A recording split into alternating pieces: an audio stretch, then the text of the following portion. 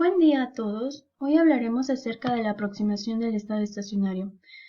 Como recordarán, existen varios tipos de reacciones químicas en los cuales no solo se trata de pasar de reactivos a productos, sino que durante el proceso van formándose especies denominadas intermediarios. El intermediario participa en una clase determinada de reacciones complejas en el cual se le ha atribuido el nombre de reacciones en cadena, es decir, no participa solamente en una etapa, sino en varias etapas consecutivas. La característica esencial de este tipo de reacciones es que durante la reacción se genera y se consume esta especie para dar lugar a los productos. En función de ellos, aplicamos la aproximación del estado estacionario. Es decir, se dice que un sistema o un proceso que está en estado estacionario, si y solo si las variables que definen su comportamiento respecto al tiempo permanecen invariantes. Por lo tanto, los intermediarios cumplen con la condición debido a que su concentración es invariante, es decir, así como se generan en una etapa, se están consumiendo en la segunda o tercera etapa. Por lo tanto, al determinar la velocidad de la variación de concentración del intermediario con respecto al tiempo, este tiende a ser cero. En el ejemplo que ustedes ven a continuación, pueden observar que nuestro intermediario es P, que se genera en la etapa 1 y se consume en la etapa 2. Si yo deduzco la ecuación cinética de mi mecanismo, me queda que esto está en función de mi intermediario. Esto, si lo dejara así, está mal expresado. ¿Por qué? Porque no puedo determinar o decir que la velocidad de reacción está en función de un intermediario de una concentración que realmente no conozco. Por eso aplico la aproximación del estado estacionario. ¿Para qué? Para que el intermediario sea equivalente a una concentración que yo sí pueda conocer. Si ustedes observan, la variación de mi concentración de mi intermediario con respecto al tiempo está en función de la velocidad de reacción de quien me generó mi intermediario y de quien me consumió mi intermediario. Positivo cuando se genera, negativo cuando se consume el intermediario. Si ustedes se fijan, en la etapa 1, quien me lo genera es el reactivo, A, pero quien lo consume, pues, es sí mismo. Cuando yo despejo mi concentración de mi reactivo, la concentración de mi intermediario, encuentro que mi expresión matemática es equivalente a las constantes de velocidad K1 sobre K2 por la concentración de mi reactivo. Por lo tanto, al sustituirlo en la velocidad o en la ecuación de velocidad de reacción, yo encuentro que R va a ser igual a K1 por la concentración de A. Otro tipo de ejemplos en la aplicación de las reacciones de hidrógeno-bromo que participa en la aproximación del estado estacionario es este mecanismo, en donde Bodenstein y Lin en 1906 propusieron la siguiente ecuación de velocidad de reacción, en el cual encontraron que al menos uno de ellos se encontraba en estado fraccionario y que además el ácido bromídrico participaba como un inhibidor en la reacción en un sentido directo. Esta expresión matemática no la pudieron explicar hasta 1919 por Christiansen, Herzfeld y Polanyi, quienes de manera independiente propusieron 7 etapas, de los cuales solamente las primeras 5 son las importantes. ¿Por qué las 6 y las 7 no? Porque, de acuerdo a estos mecanismos de reacción, la concentración de hidrógeno con respecto a la concentración del bromo es tan pequeña que se vuelve despreciable. Entonces, las primeras 5 etapas son las determinantes para determinar la variación de la concentración con respecto a mi tiempo del ácido bromídrico. Para esto, si se fijan, yo necesito saber quiénes me consumen y quiénes me generan mi ácido bromídrico. Y con ellas encuentro que el bromo y el hidrógeno son mis dos intermediarios que encuentro en mi mecanismo de reacción.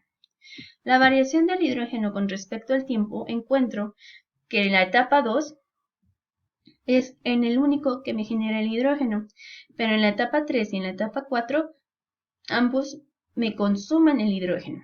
Bueno, y esto aplicando el estado estacionario, que lo igualo esta función matemática a 0. Y en la segunda, que en el segundo intermediario, que es el bromo, yo encuentro que en la etapa 1, en la etapa 3, en la etapa 4 y en la etapa 5, el bromo se me está generando. Por lo tanto, sus expresiones matemáticas serían positivas. Pero en la etapa 2 es en donde se me está consumiendo este intermediario. Por lo tanto, lleva un signo negativo. Ahora, los coeficientes. ¿Por qué son 2?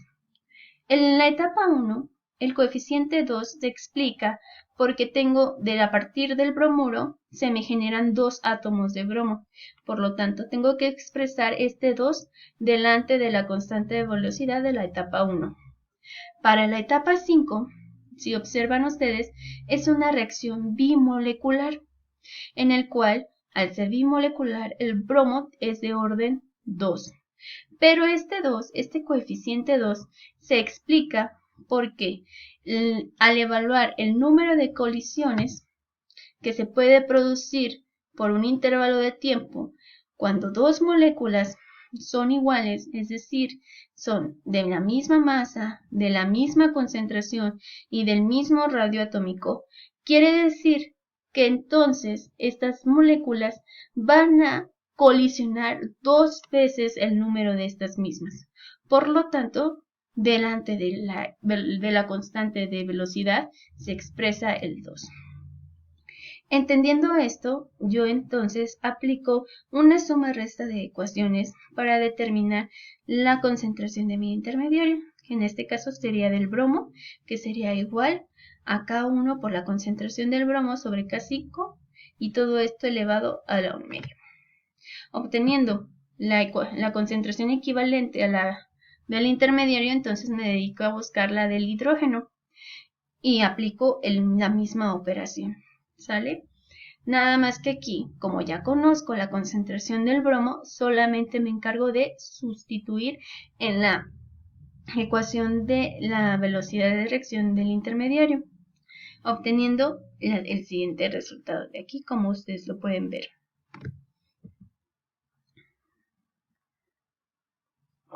Conociendo que el bromo, ahora sí, conociendo las concentraciones del bromo y las concentraciones del hidrógeno, solamente me dedico a sustituir sobre la variación de la concentración del ácido bromhídrico con respecto al tiempo, y después, de un modo algebraico, obtengo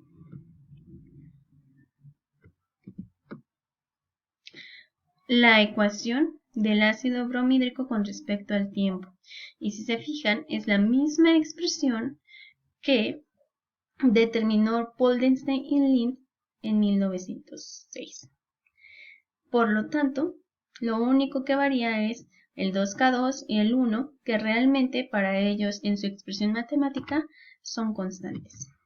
Ahora, otro mecanismo que podemos utilizar en estado estacionario es en función de las reacciones de hidrólisis mediante mecanismos de reacciones en cadena. Rice y Hertzfeld explicaron acerca de la descomposición del etano, en el cual ellos propusieron 5 etapas, en donde ellos tienen una iniciación, una propagación y una terminación. De este mecanismo de reacción obtengo los productos principales, que serían el eteno y el hidrógeno molecular, y en pequeñas cantidades el metano, por el cual, como se genera en pequeñas cantidades para nosotros, pues podemos hacerlo despreciable.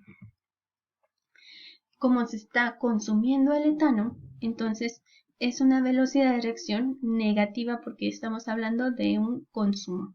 Por lo tanto, si quiero saber a qué velocidad se consume el etano, tengo que determinar quiénes son los que me consumen el etano y quiénes son los que me generan el etano. Si se fijan, en mi mecanismo de reacción tengo al menos 3 intermediarios: el radical del metilo, el radical del etano y el radical del hidrógeno. En función de estos intermediarios aplico la aproximación del estado estacionario, que sería como ustedes lo pueden ver aquí. En el del metilo, como ustedes ven, tiene un coeficiente 2 y esto se debe a que a partir del etano se producen 2 moléculas de metilo. Es por eso que tiene un coeficiente 2. En función de cada una de mis ecuaciones que como ven, ya realicé aquí, aplico o determino, la concentración de mi metilo. ¿Para qué? Pues para no dejarlo en función del intermediario. Si yo despejo el radical en función de esta ecuación, encuentro que el radical, la concentración del radical, está en función de sus constantes de velocidad. Para los siguientes intermediarios es un poco más complicado. Primero debo de aplicar una suma-resta de las 3 ecuaciones en las cuales yo encuentro que está en función de 2 intermediarios, el hidrógeno y el radical del hidrógeno y el radical del etano. Entonces, yo decido dejarlo expresado en función del radical del hidrógeno, como lo pueden ver aquí. Continúo ahora para lo que es el radical del etano, ya sabiendo que mi radical de metilo está expresado de la siguiente manera y el radical de mi hidrógeno está expresado de esta manera. En función de esto, yo trato de determinar la concentración de mi etano y si se fijan, aplicando y despejando, yo encuentro que mi radical de etano es igual a K1 por K4 sobre K3 por K5 elevado a la 1 medio por la concentración de mi eteno. Consecuentemente, ahora ya sabiendo cuál es la concentración de mi radical etano, entonces puedo encontrar cuál es la concentración de mi radical eteno, este hidrógeno. Sustituyendo esta ecuación en la ecuación del intermediario del hidrógeno, puedo encontrar que la concentración del radical del hidrógeno está en función de sus constantes elevada a la 1 medio. Sabiendo esto, entonces yo ya puedo encontrar cuál es la velocidad de consumo de mi etano. Y esto está en función de las constantes de velocidad elevado a 1 medio por la concentración de mi etano. Si no hay preguntas, agradezco su atención y me despido con un cordial saludo.